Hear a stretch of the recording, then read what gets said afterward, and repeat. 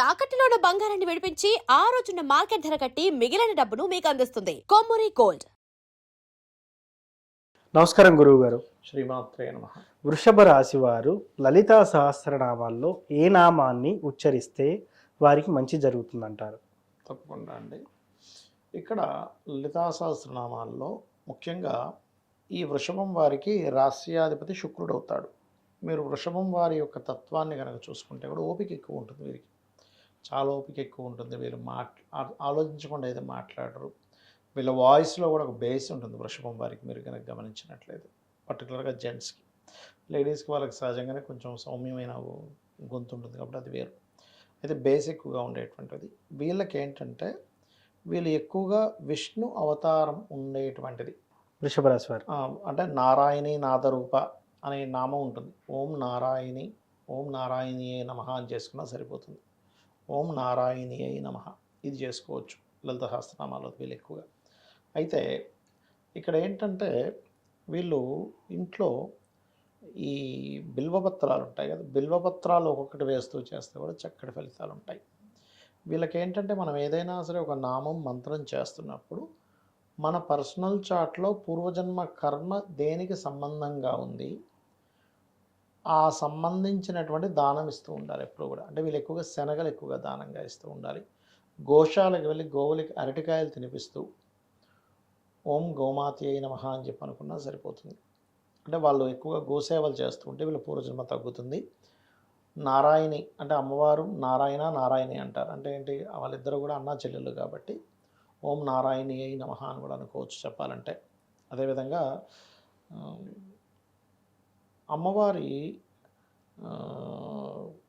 యొక్క నామం చేసేటప్పుడు పర్టికులర్గా ఇక్కడ ఏంటంటే బుధవారాలు ప్రత్యేకంగా ఈ నామం చేసేవాళ్ళు బుధవారాలు ఏదైనా విష్ణు ఆలయానికి వెళ్ళి అక్కడ కూర్చొని చేసినా, శివాలయానికి వెళ్ళి అక్కడ కూర్చొని చేసినా కూడా వీళ్ళకి చాలా మటుకు కర్మలు అనేటువంటివి దగ్ధం అవుతాయి. దీంతోపాటు పంచమ స్థానంలో ఏదైనా గ్రహం ఉందో చూసుకోవాలి ఎప్పుడు కూడా. మనం పంచమ స్థానం ఈజ్ మంత్రస్థానం. పంచమాధిపతిని బట్టి మనం మంత్రం తీసుకోవాలి. అదేవిధంగా పంచమంలో ఏదైనా గ్రహం ఉంది, ఎగ్జాంపుల్ కేతువు కూడా ఉన్నాడు అనుకోండి, అప్పుడు ఆ వ్యక్తి మంత్రం తీసుకోవడానికి చాలా ఆటంకాలు జరుగుతాయి. ఇప్పుడు మనం యూట్యూబ్లో చెప్తున్నాము, ఈ చెప్తున్నటువంటిది వాళ్ళు విని చేద్దామన్నా కుదరదు ఒకసారి కేతువది ఉన్నప్పుడు. అప్పుడు గణపతిని చేసుకుంటే కానీ వాళ్ళకి ముందుకు కదులుదా మంత్రం అనేటువంటిది. అలాగే ఇప్పుడు లలితాసహస్రనామాలంటే మామూలుగా యూట్యూబ్లో విని చేసుకోవచ్చు, తప్పులేదు. కానీ చాలామంది మనకి దాని ఏమంటే ఖడ్గమాలు చేస్తూ ఉంటారు. ఉపదేశం లేకుండా ఖడ్గమాలు చేయకూడదు. ఓకే, దేవి ఖడ్గమాల ఉపదేశం చాలా మంది చెప్తారు కదండి, చదువుకోండి అని చెప్పేసి. ఉపదేశం లేకుండా చేయకూడదు. ఎందుకు అంటే శ్రీచక్రంలో ఎక్కడెక్కడ ఏ దేవతలు ఉంటారంటూ చేసే పూజ కార్యక్రమం అది. మరి ఉపదేశం లేకుండా ఎలా చేస్తారు? లలితా సహస్రనామానికి ఆ ఇబ్బంది ఏం లేదు, చేసుకోవచ్చు. ఎవరైనా డైరెక్ట్గా చేసుకోవచ్చు. లలితా సహస్రనామాలు వీళ్ళు ఎక్కువగా బుధవారము శుక్రవారము రోజు చేస్తే చాలా మంచిది. నాకు రోజు కుదరదు అనుకునేటువంటి వారు కనీసం ఈ బుధ శుక్రవారాల్లో అయినా వీళ్ళు ప్రత్యేకమైన నైవేద్యం పెట్టి చేసినట్లయితే, అంటే రోజు చేసేవాళ్ళు ఈ రోజుల్లో ఇంకా కొంచెం ఏదైనా పాయసాన్నం కానీ లేకపోతే ఇంకేదైనా గూడాన్నం కానీ ఇలాంటివి ఉంటాయి కదా, లేదా నెయ్యి కలిపిన హరిద్రానైక రసిక అంటూ ఉంటారు, పెట్టి చేసినా కూడా వీళ్ళకి ఏమవుద్దంటే ఈ లలితా సహస్రనామాల వల్ల వీళ్ళకి ఫైనాన్షియల్ గ్రోత్ పెరుగుతుంది మెయిన్గా. అయితే ఫైనాన్షియల్ గ్రోత్కి డిఫరెంట్ మంత్రం ఉంటుంది. ఓం సంపత్కరీ సమారూఢ సింధుర వ్రజ సేవితాయ నమః కానీ, లేదా ఓం ధర్మాధ్యక్ష ధనాధ్యక్ష ధనధాన్య వివర్ధనీయ నమః కూడా చేసుకోవచ్చు చెప్పాలంటే. సో ఇది మాత్రం ఖచ్చితంగా పాటించాలి. గోవులకు కాస్త ఇవి చేయడము. అదేవిధంగా ఇంకా వీలైతే దక్షిణామూర్తి ఆలయాలు లేకపోతే దత్తాత్రేయ ఆలయాలు ఉంటాయి కదా, అక్కడికి వెళ్ళి ఈ పసుపు లేదా గంధము వీటిని అక్కడ ఆ స్వామివారికి వాడుకోవడానికి ఇవ్వాలి. ఎందుకంటే దక్షిణామూర్తి రూపిణి అని ఒక నామం ఉంటుంది లలిత సహస్రనామం. దక్షిణామూర్తి రూపిణి అంటే దక్షిణామూర్తి రూపం కూడా అమ్మవారే. ఎవరికైనా కూడా కొంతమంది చూడండి, వాళ్ళ రేపు ఆటిజం కేసెస్ ఉంటాయి. ఇప్పుడు ఇదే వృషభ లగ్నంలో పుట్టినటువంటి వారికి పంచమ స్థానాధిపతి పాడైపోయాడు అనుకో, అంటే పంచమాధిపతి వాక్కారకుడు ఒక్కడే అయ్యాడు ఇక్కడ, అంటే బుధుడే అయ్యాడు. దాంతోపాటు గురువు కూడా పాడయ్యాడు అనుకోండి, ఓం దక్షిణామూర్తి రూపిణి అయి నమః అనుకోవచ్చు. ఓకే. సో ఎందుకంటే అది కూడా వీళ్ళకి దక్షిణామూర్తి రూపము దక్షిణామూర్తిని తలుచుకోవడం అనేది జ్ఞానాన్ని ఇస్తుంది. సహజంగా ఆటిజంలో ఉండేటువంటి వారికి ఏమిటి ప్రాబ్లం అంటే 10 ఏళ్ల వయసు పిల్లవాడు 5 ఏళ్ల పిల్లవాళ్ళ ప్రవర్తిస్తుంటాడు. జ్ఞానం అనేది వికసించదు. జ్ఞానాన్ని వికసింపజేసేటువంటి నామం ఏదైతే ఉందో ఓం దక్షిణామూర్తి రూపిణి నమః. ఇది చేసుకోవచ్చు. తద్వారా ఏమవుతుందంటే ఇక్కడ పూర్వజన్మ కర్మలు తొలగుతాయి, ఫైనాన్షియల్ గ్రోత్ పెరుగుతుంది, వీళ్ళ ఉపాసన ఇది కూడా అవుతుంది. ఎస్. అట్లా అనమాట. సో మొత్తానికి వృషభ రాశి వారు చదవాల్సిన శ్లోకం గురించి అయితే లలిత సహస్రనామ శ్లోకం చేసుకోవాలి. గురించి లేదు వివరించారు. ఎవరైనా దీక్షలా తీసుకొని చేస్తాను అన్నారు అనుకోండి, 40 రోజుల పాటు దీక్షలు తీసుకుంటాను, Hmm. ఈ మంత్రాన్ని నేను చేస్తాను, ఈ నామాన్ని నేను చేస్తాను, Hmm. ఓం నారాయణీయై నమః అని చేస్తాను అనుకోండి, చేసుకోవచ్చు. Yes. ఇందులో మరలా మీకు అప్పుల బాధలు కూడా ఉన్నాయన్నప్పుడు గ్రీన్ కలర్ వస్త్రాలు వేసుకొని, ఓకే. అంటే ఒక దీక్షలాగా గ్రీన్ కలర్ వస్త్రాలు ధరించి ఓం అపర్ణాయ నమః కూడా మంత్రం చదువుకొని చేస్తే ఇంకా అద్భుతమైన ఫలితాలు ఉంటాయి. ఎస్ సార్, ఏది ఏమైనప్పటికీ కూడా ఖచ్చితంగా అందరికీ వ్యక్తిగత జాతకం ఇంపార్టెంట్. వ్యక్తిగత జాతకం ఆధారంగానే ఈ రాశి ఫలాలు కానివ్వండి. జాతకం లేని వారు కూడా ఏం చేసుకోవాలంటారు? చాలా మందికి జాతకాలు ఉండవు, కొంతమంది పూర్వం కొంతమంది రాస్తారు, కొంతమంది రాయరు.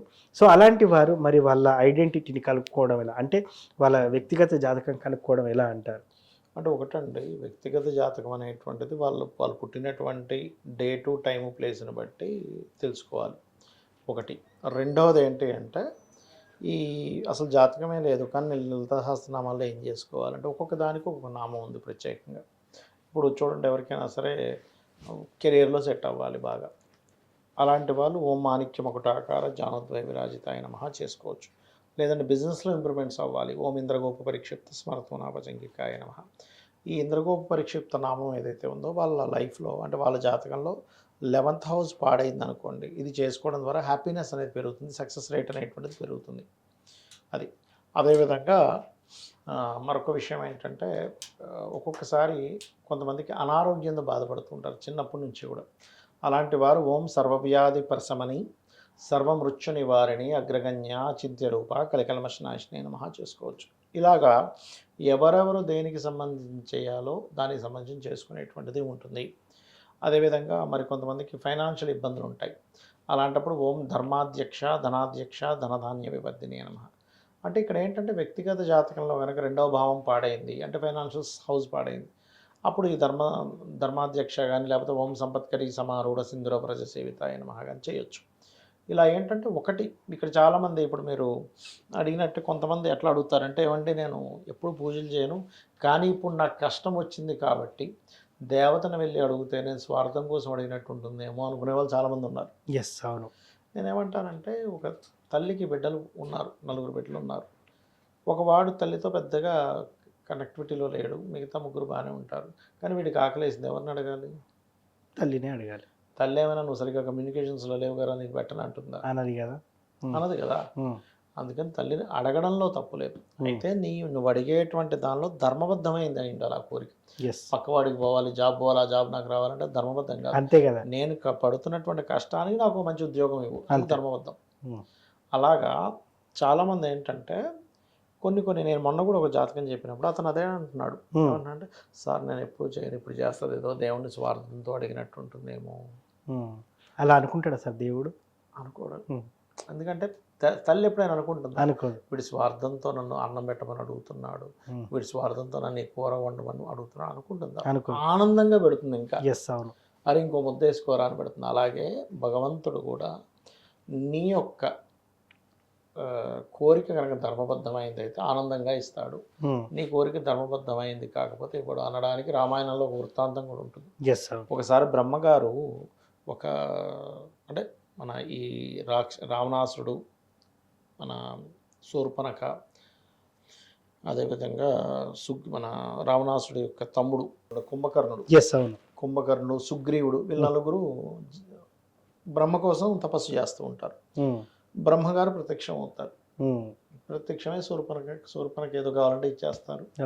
దాని తర్వాత రావణాసురుడి దగ్గరికి వస్తాడు. రావణాసురుడి దగ్గరికి వస్తే రావణాసురుడు నాకు పలానా అది కావాలి, ఇది కావాలి, నేను ఎప్పుడు బతికే ఉండాలంటే అది ఇవ్వడం కుదరదు అంటాడు.